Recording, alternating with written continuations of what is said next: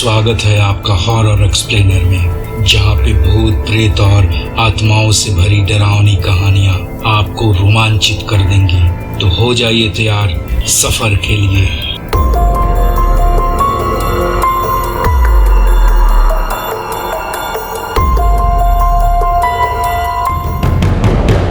दोस्तों, कहते हैं ना कि इस दुनिया में माँ से बड़ा कोई नहीं होता। जिसने भी ये बात कही है बिल्कुल सही कही है। दुनिया में एक माँ ही होती है जो अपने बच्चों को सबसे ज्यादा प्यार करती है। वो अपने बच्चों के लिए खुद मर भी सकती है और जरूरत पड़े तो दूसरों को मार भी सकती है।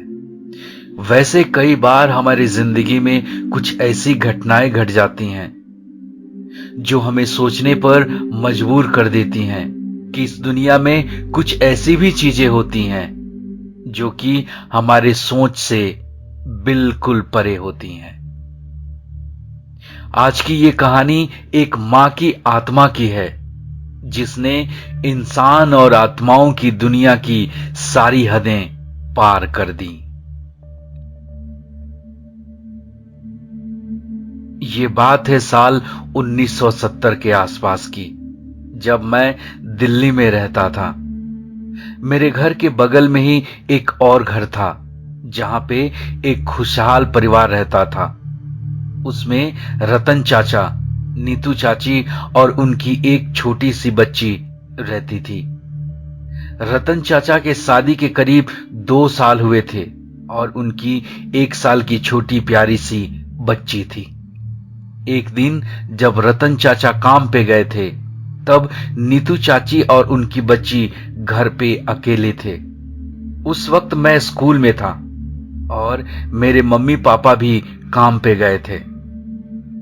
लेकिन उस दिन स्कूल से लौटने के बाद जब मैं घर आया तो देखा कि रतन चाचा के घर के बाहर काफी भीड़ लगी हुई थी। मैं अभी घर के बाहर ही था कि तभी मां ने मुझे घर के अंदर बुला लिया। मैंने जब उनसे पूछा तो उन्होंने बताया कि रतन चाचा की बेटी का किसी ने कत्ल कर दिया है। ये बात सुनकर मेरे होश उड़ गए थे। ऐसी दरिंदगी भला कौन कर सकता है।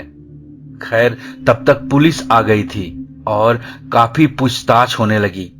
नीतू चाची तो उस दिन के बाद से काफी बदहवास और बेसुध रहने लगी थी, जैसे वो अब जीना ही नहीं चाहती हों।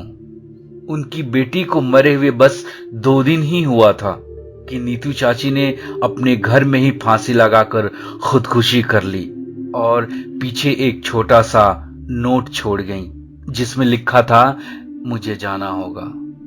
हमारे आसपास के सारे लोग काफी डरे हुए थे क्योंकि 2 दिन में ही 2 मौतें, वो भी एक ही घर में।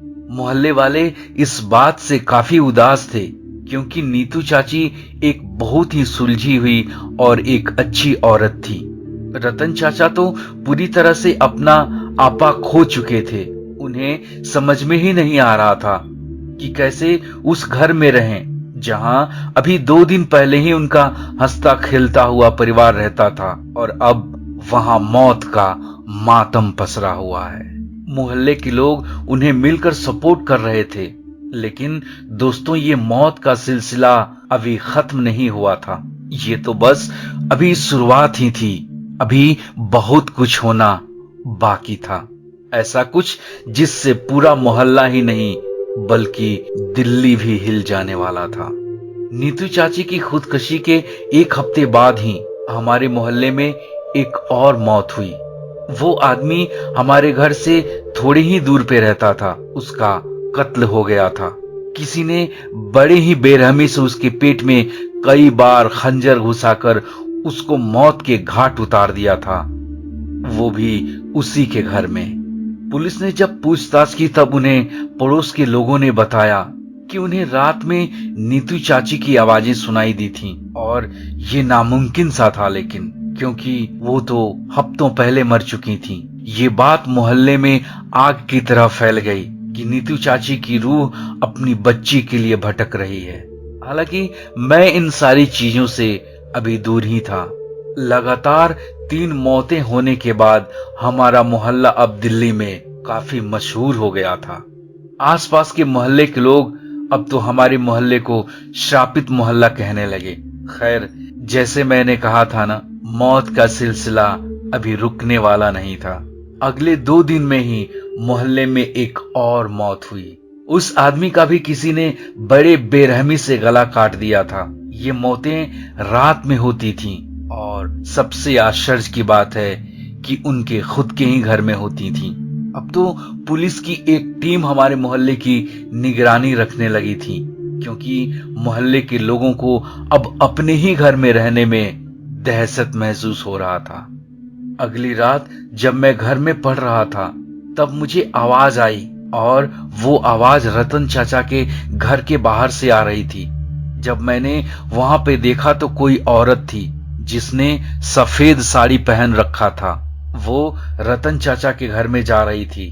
मैंने जब गौर से उस औरत की परछाई को देखा तो मेरी रूह कांप उठी, क्योंकि उस औरत के सर पे कोई था, जैसे कोई छोटा सा बच्चा या फिर कोई बच्ची।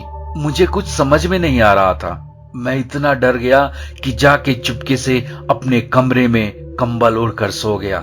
अगले दिन जब मैं उठा तो मम्मी ने मुझे बताया कि रतन चाचा को खून के मामले में पुलिस ने गिरफ्तार कर लिया है। और अगले दिन ये सारी चीजें न्यूज में भी दिखने लगी कि रतन चाचा ही थे जो रात को सफेद साड़ी पहनते थे और लोगों का गला काट देते थे, पेट फाड़ देते थे। इतना ही नहीं, रतन चाचा ने अदालत में भी कहा था ये सब कत्ल नीतू चाची उनसे करवाती थी। अदालत में उन्होंने बताया कि नीतू की रूह उन्हें दिखाई देती थी और उनकी रूह उनके अंदर समा जाती थी। उसके बाद उन्हें कुछ याद नहीं रहता था। उन्होंने एक कहानी भी अदालत में बताई थी। रतन चाचा ने मोहल्ले के कई लोगों से पैसों का कर्ज लिया था। 2 साल हो जाने के बाद भी वो पैसा नहीं लौटा पाए थे। अब तो मोहल्ले के लोगों ने रतन चाचा को आए दिन धमकी भी देने लगे थे। उस दिन जब रतन चाचा बाहर गए थे और घर में जब कोई नहीं था, तब वो 4 लोग साजिश करके रतन चाचा के घर में घुस गए और चोरी करने लगे। उस वक्त नीतू चाची कपड़े धो रही थी और उनकी छोटी सी बच्ची जमीन पर सोई हुई थी। चोरी करके वापस आते वक्त चोरों का पैर बच्ची के हाथ पे पड़ गया और उसके बाद बच्ची जोर जोर से रोने लगी। लोगों को पता न चल जाए इसलिए चोरों ने उस बच्ची का गला दबा दिया और उसी की वजह से उसकी मौत हो गई। उसके बाद वो चारों चोर वहां से भाग निकले। रतन चाचा के बयान के बाद पुलिस की पूछताछ हुई और उसमें उन्होंने बताई ये कहानी सच्ची थी। अब 4 में से 3 लोग मर चुके थे, लेकिन चौथे को पुलिस ने गिरफ्तार कर लिया था। रतन चाचा को अदालत ने 3 लोगों की कत्ल के इल्जाम में सजा सुनाई। गजब की बात तो ये है, चौथा चोर जब जेल में बंद था तब एक रहस्यमयी तरीके से उसकी भी मौत जेल में ही हो गई। उसी रात रतन चाचा ने भी अपने हाथ काट लिए और अपनी जान दे दी। ये सभी बात समझ पाना मेरे लिए और मेरे मोहल्ले के लोगों के लिए काफी मुश्किल था। उसके बाद आए दिन रतन चाचा के घर से बच्चों और औरतों की रोने की आवाज सुनाई देने लगी। इसलिए हमने वो मोहल्ला छोड़ दिया और हम दूसरी जगह जाकर रहने लगे। दोस्तों, अगर ये कहानी आपको जरा सी भी पसंद आई हो तो प्लीज इसे लाइक करें, शेयर करें और अगर आपने अब तक हमारे चैनल को सब्सक्राइब नहीं किया तो प्लीज हमारे चैनल को सब्सक्राइब करें। थोड़ा सा सपोर्ट हमें भी करें। तो मिलते हैं आपसे एक और नई कहानी के साथ। तब तक के लिए जय हिंद, वंदे मातरम।